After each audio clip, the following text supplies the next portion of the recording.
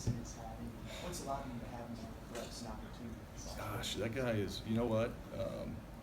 It was funny. Brett and I were talking about. We had a couple guys up recruiting. I can't mention their names. We had a few recruits over the last couple games at home, and he was like, "Gosh," he goes, "we've had a couple." He called them beasts.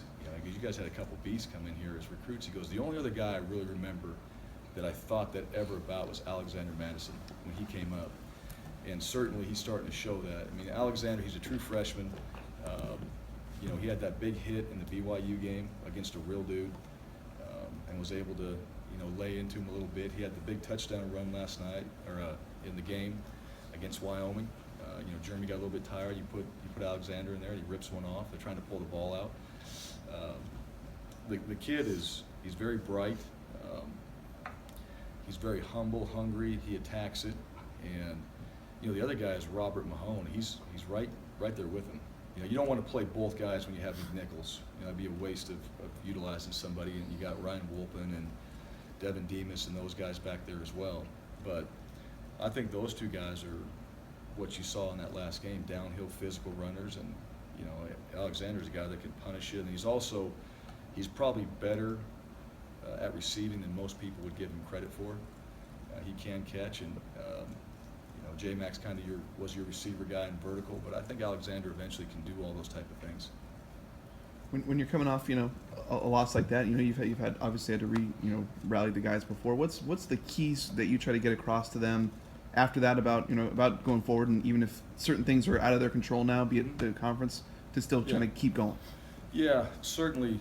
You go right back to, we have this foundation that we talk about. You go right back to it, and we've gone back to it after every win, and we went right back to it after the loss too. It's like, what's really changed? Well,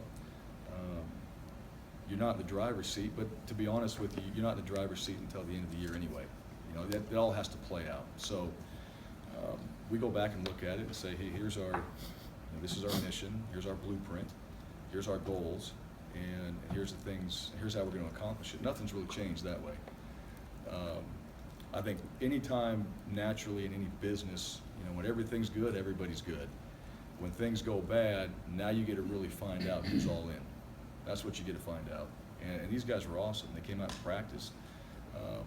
But the challenge is, all right, the focus on, all right, 2-point opportunities in practice when you're working on 2-point plays, all right, when you're working on turnovers, when you're working on jump balls and end-of-game situations. So, all those things that you do every single week, it's really important now, isn't it? Now it's showed up. That's why it's really important and why it's in there. So this time of the season, it's all focus. You're physically kind of where you are. You're going to physically keep improving, but everybody's a little bit beat up. Everybody's a little bit tired at times, and so are you going to mentally overcome that? And are you going to mentally focus on the things you have to focus on? Because that's part of this grind here, and when you do that, your energy level, all right, everything else fires right back up. The reality for the players, coaches, and the fans, they can all hang on to a loss and can sulk about it and all that. As a player, if you do that, you're going to go out and play a game at full speed. You'll get hurt.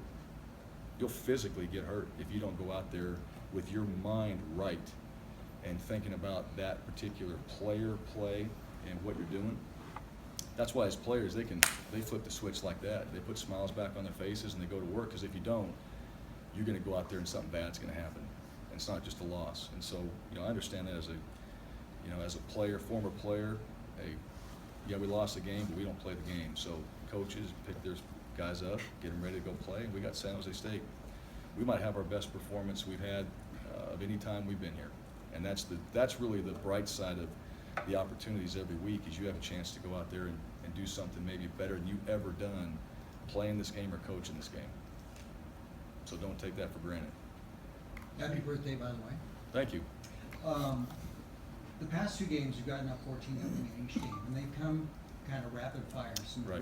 great offensive fireworks. Do you think that something subconsciously happens to the team when they get up 14-0, even though you try your best to prevent that? I don't know. I don't think so. I think that other teams, I don't think we settle down. I don't think we settle in and all of a sudden, hey, we got it. Now it's we hit fifth gear and we're in cruise control and all that. I really don't think that. I think it's, I think teams make some adjustments too because they want to find out how we're trying to attack them. That's probably one of the things when teams play is how is Boise State trying to attack, and they make a few adjustments in there, and then guys have made some plays in those situations. But no, I don't think our guys have taken the foot off the gas. Now at the same time, what we've learned from that too is that, all right, when we do get going, it's going to get harder. It's not going to get easier. That's the one thing that we want our guys to understand is, after you've put together a drive, it's not going to get easier. It's going to get harder. So that means you have to be even more focused. You got to be more detailed, and we got to have even more plays made consistently each drive. That's the challenge. The consistency is always on offense. Consistency is the challenge, and it's certainly been the main thing I think for us is we got to be a lot more consistent. Each and every single game, win or lose, we've been saying the same thing every week, and then defensively the same thing too. I mean, we got to cover, and then special teams, we got to do our jobs better, holding guys, blocking guys really on the return game more than anything. You look at San Jose State, mobile quarterback, you saw him Yeah. last year, Kenny Potter. Maybe compare what he brings to their team versus the last 2 weeks we've also seen mobile quarterbacks with Allen. Josh, about the same. I thought the quarterback Wyoming did a good job extending plays. Certainly last year, San Jose State, Kenny did a good job of doing the same thing. And he'll find lanes in there. That's one of the things too. The mobile quarterback, when you do get out, you scramble. You got to be disciplined in your coverage. At the same time, when he does commit, now you got to come up and make a play. And you're trying to make that play, within that down and distance, whatever that is. But he did it last year. Heck, I don't remember all the yardage he got off of it, but he certainly ran. And it was a problem for us in the last game too. The quarterback taking off. We had third downs. You got to get off the field, and you don't want guys going 10 of 18 on third downs. You got to find a way to get them off, and quarterback run is part of that. You mentioned the -9 and the turnovers. I know we ask you about it pretty much every week, but you guys were saying after the game you guys did more work on it last week than maybe you had ever done. I mean, Yeah. As a staff, I mean, is it at this point in the season when it's just not happening? I mean, you're working on it more in practice, and what can you do at this point? Do you just keep trying and keep hoping it changes, or? Yeah, keep trying. Yeah, we did. We spent more time on that, and then we had that fumble right in the beginning drive. That was disappointing, and I know it is for the guys carrying the ball too. Absolutely, we're going to keep emphasizing it. All right, just because we haven't hit it yet doesn't mean we're going to stop. And also still believe that's the key ingredient. Win the turnover, win the game. I mean, that will happen for us. If we win the turnover battle, we will not lose a game. And I really believe that. And so we're going to keep hitting it. We're going to keep making a point.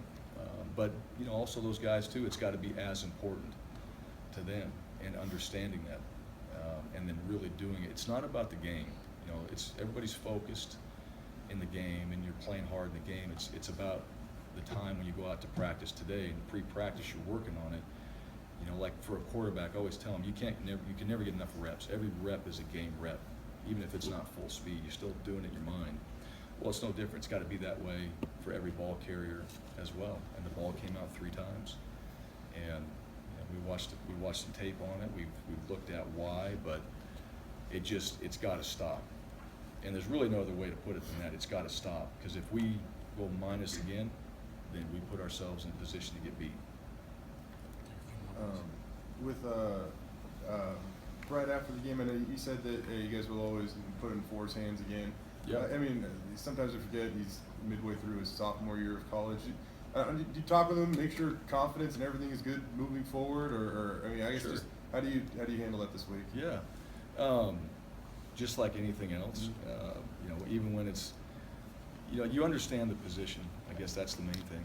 You understand it. Even when everything is good, it's not always good. When everything's bad, it's not always bad. Quarterbacks get way too much credit and way too much blame. That's really it. And that guy, we love Brett.